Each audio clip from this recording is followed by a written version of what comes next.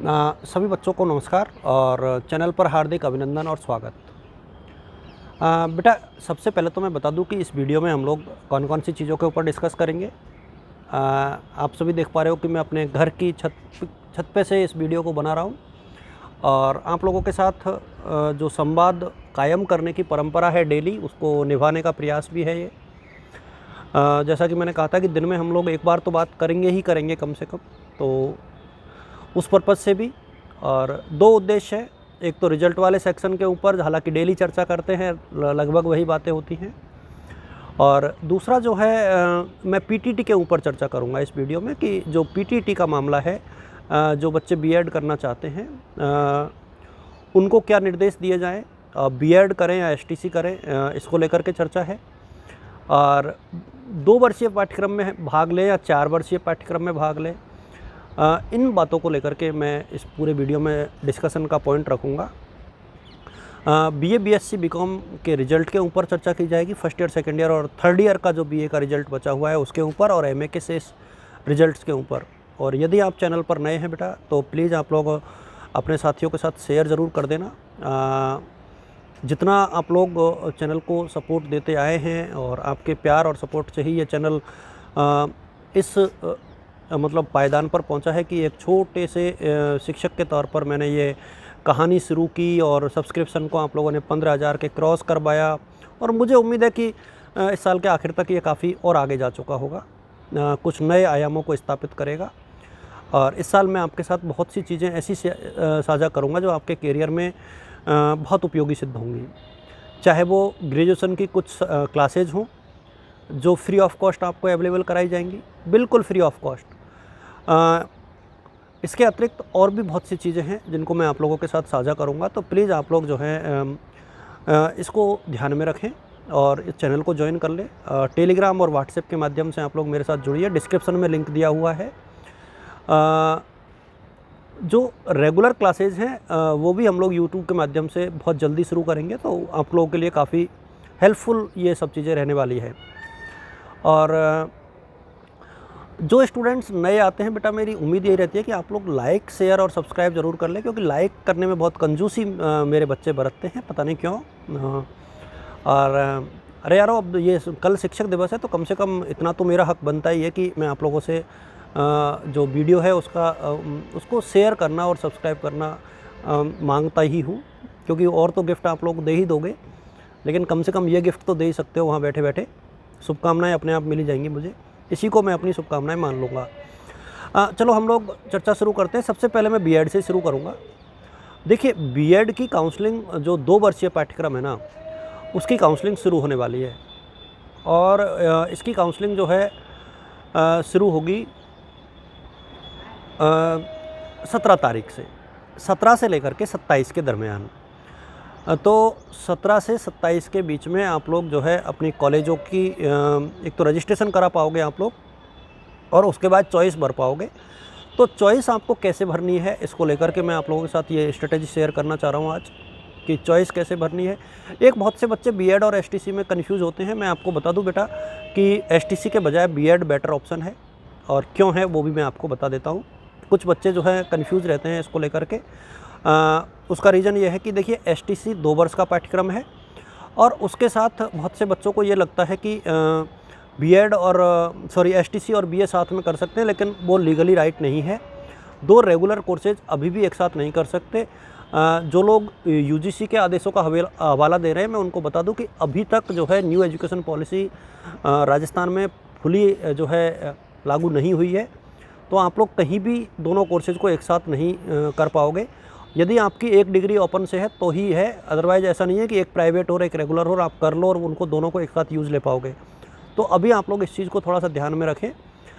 2 डिग्रियां एक साथ नहीं ली जा सकती अभी फ़िलहाल। न्यू एजुकेशन पॉलिसी लागू हो जाएगी और यूनिवर्सिटी की तरफ से कोई गाइडलाइंस आ जाएगी तो बात अलग है, बाकी अभी ये लीगली रॉन्ग है, तो इस चीज़ को लेकर के आप लोग ध्यान रखें।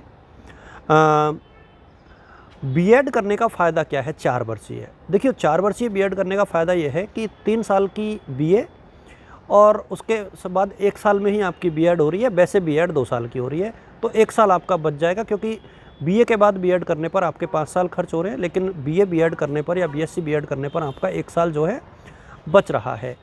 और एसटीसी की तुलना में बीएड क्यों सरल है या क्यों ज़्यादा उपयोगी है, उसका रीज़न ये है बेटा कि बीएड वाले जो बच्चे हैं ना, वो फर्स्ट ग्रेड, सेकंड ग्रेड और थर्ड ग्रेड तीनों के लिए एलिजिबल बन जाते हैं, जबकि जो एसटीसी वाला बच्चा है वो सिर्फ़ और सिर्फ थर्ड ग्रेड देता है, और वो भी पहली से 5वीं तक का टेस्ट देता है, वो फर्स्ट टू 5th लेवल का। तो ये उनके लिए जो आगे प्रमोशन के रास्ते हैं वो अवरुद्ध हो जाते हैं, आप लोगों की ग्रोथ रुक जाती है। तो मेरा ये मानना है कि यदि आप 12वीं के ठीक बाद यदि कुछ कर रहे हो तो एसटीसी कर सकते हो, अदरवाइज़ आपको जो है बीए बीएड या बीएससी बीएड का ऑप्शन जो है ऑप्ट करना चाहिए। वो ज़्यादा कैरियर में अपॉर्चुनिटी देता है, ज़्यादा अवसर आपको प्रदान करता है। ये बहुत क्लियर कट सी बात है, इसमें कोई ज़्यादा कोई रॉकेट साइंस नहीं है, बहुत सिंपल सा फॉर्मूला है और जिसे मैं आप लोगों के साथ शेयर कर रहा हूँ। एक और बात मैं आप लोगों के साथ इसी वीडियो के माध्यम से वो शेयर करना चाह रहा हूँ, वो ये है कि चूँकि काउंसलिंग शुरू हो जाएगी, बहुत से बच्चे ये कह रहे हैं कि सर हमें काउंसलिंग कराना अनिवार्य है या नहीं। तो मेरे सामने सब बच्चों को, चाहे आपके कितने भी अंक आए हैं, यदि आप बीएड करना चाह रहे हैं तो काउंसलिंग आपको करानी चाहिए। ऑल राजस्थान भरिए। यदि आपके अंक बहुत अच्छे हैं तो प्रेफरेंस में आप जो अपनी प्राइम कॉलेज है वो भर दीजिए।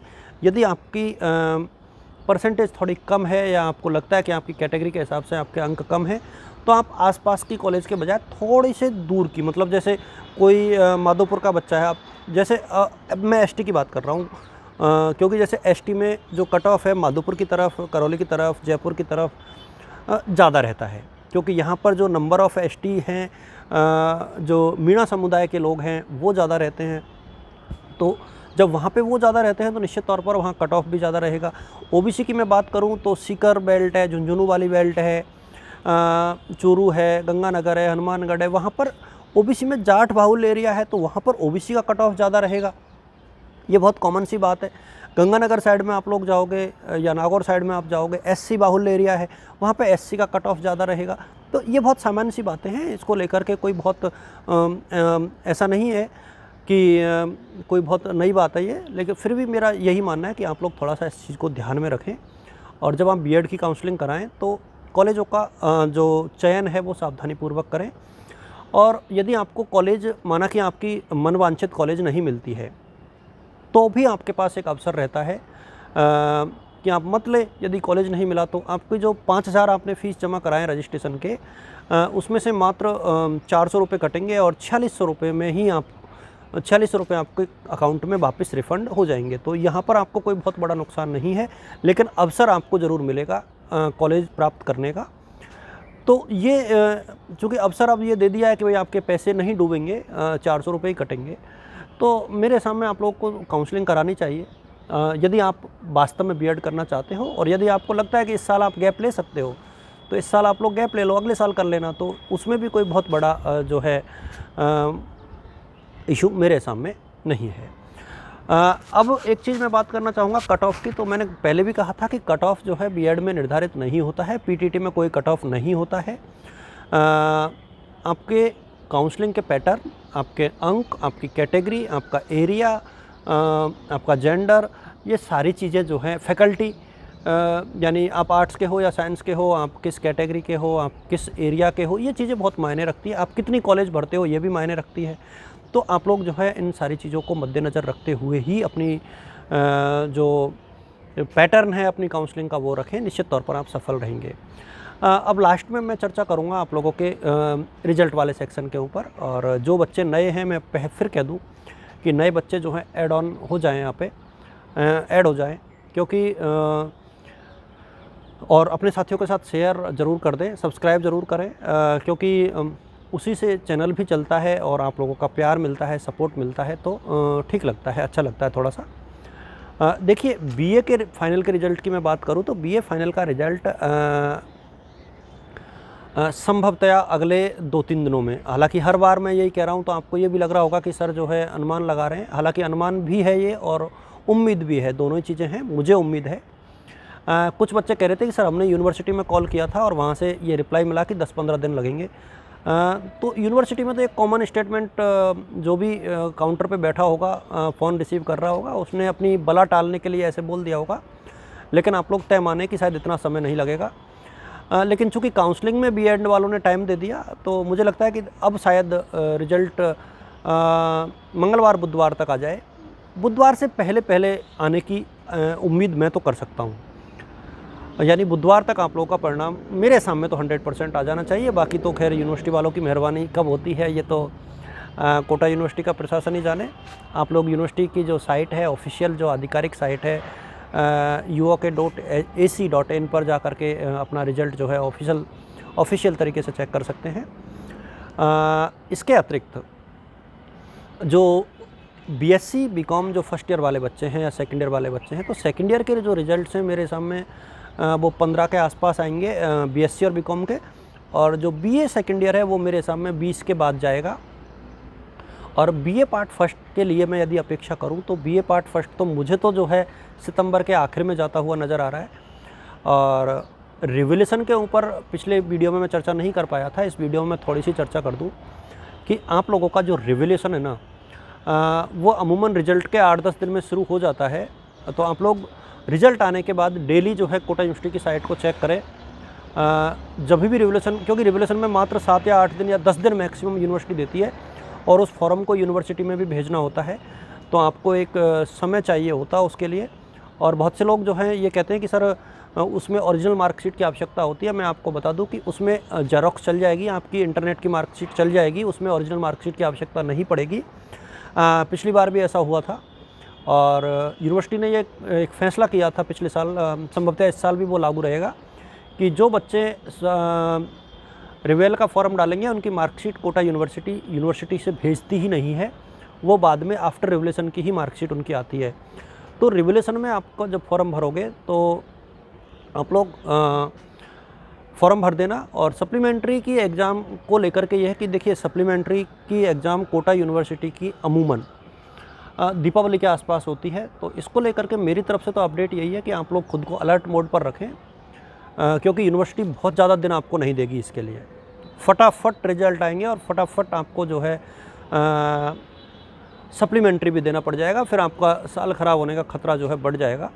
तो ये एक मेरी तरफ से एक वीडियो था और उम्मीद करता हूँ कि ये आप लोग के लिए यूज़फुल रहेगा। आप सभी को मेरी तरफ से शुभकामनाएं, all the best, good luck और thank you so much. Please keep watching and keep sharing the video your friends with your friends. Thank you so much बेटा, all the best, good luck.